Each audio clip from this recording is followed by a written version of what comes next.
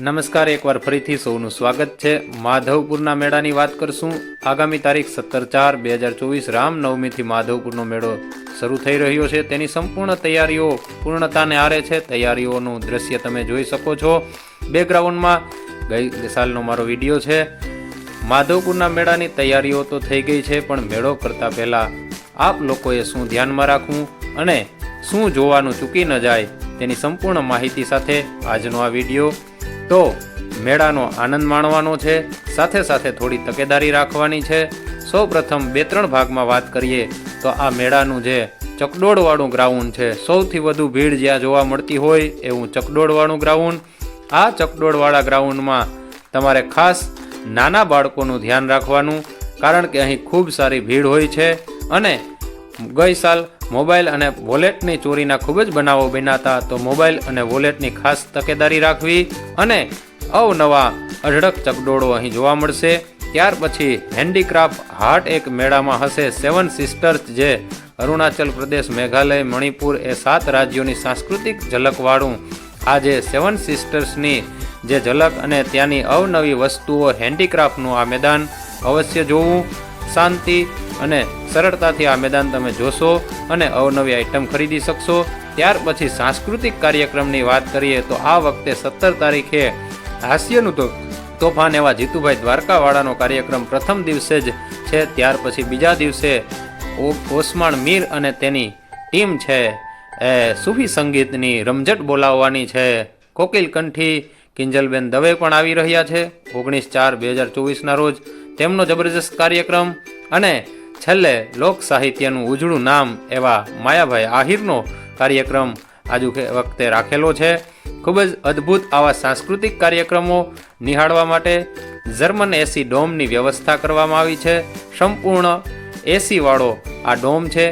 સાંસ્કૃતિક કાર્યક્રમ જો તમારે સંપૂર્ણ અને સારી રીતે નિહાળવો હોય તો તેમાં તમારે અગાઉથી જ બેઠક વ્યવસ્થા લઈ લેવી પડશે, કારણ કે કાર્યક્રમ વખતે ખૂબ જ ભીડ જોવા મળે છે। ગઈ સાલના દ્રશ્યો તમે જોઈ શકો છો।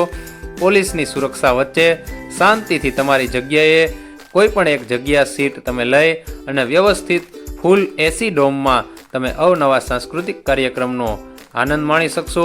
ત્યાર પછી મેળાની આગળ વાત કરીએ, જો તમારે પરંપરાગત મેળો જોવો હોય તો જ્યારે કળશ ગામનું મામેરું આવે છે, ઘોડાઓ અને દાલ તલવારના રાસ સાથે, મણિયારા સાથે કળશ ગામના લોકો જેને ઘેર કહેવાય છે, આ મામેરું આવે છે, તો તમે 1-2 દિવસ રહી અને આ મેળામાં આવી શકો છો અને આ કળશ ગામનું જે પરંપરા વર્ષોથી જે મામેરું પૂરવા આવે છે, આપણા લગ્નની પરંપરામાં એ મામેરાના દ્રશ્ય તમે જોઈ શકો છો। ત્યાર પછી છેલ્લા દિવસે જે માધવના વિવાહ હોય છે અને એનું જે સામૈયું નીકળે છે એ અબીલ ગુલાલની છોડો સાથે માધવપુરની બજાર આખી એક લાલ રંગમાં રંગાઈ જાય છે। આખું મેળાનું મેદાન લાલ રંગમાં રંગાઈ જાય છે। આ રીતે 5 દિવસમાં કોઈ પણ દિવસે તમે આયોજન કરી શકો છો। ત્યાર પછી માધવના વિવાહની અને માધવરાય મંદિરની વાત આગળ કરીએ તો માધવરાયનું મંદિર એ માધવપુર ગામની અંદર છે। મેળાથી તમારે અંદર ચાલીને જવું પડશે। ત્યાં આ રીતે માધવરાયનો જે આપણે કહેવાય ને રથ તૈયાર કરવામાં આવે છે અને ત્યાં મંદિરમાં તમે દર્શન કરી શકો છો।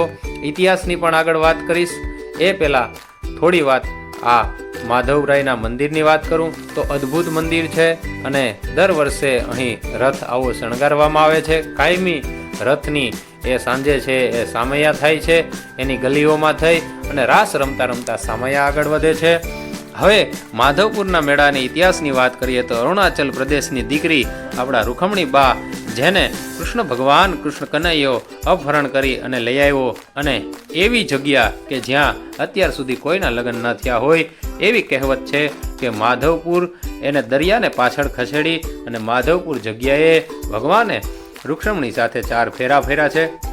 અહીંના મંદિરની ખાસ વિશેષતા એ છે કે અહીંના મંદિરમાં જ્યારે ભગવાનને થાળ ધરવામાં આવે છે ત્યારે મંદિર ખુલ્લું રાખવામાં આવે છે। બીજે બધે પડદો રાખવામાં આવતો હોય છે, જ્યારે અહીં મંદિર છે એ ખુલ્લો થાળ ધરવામાં આવે છે અને તમે દર્શન પણ કરી શકો છો।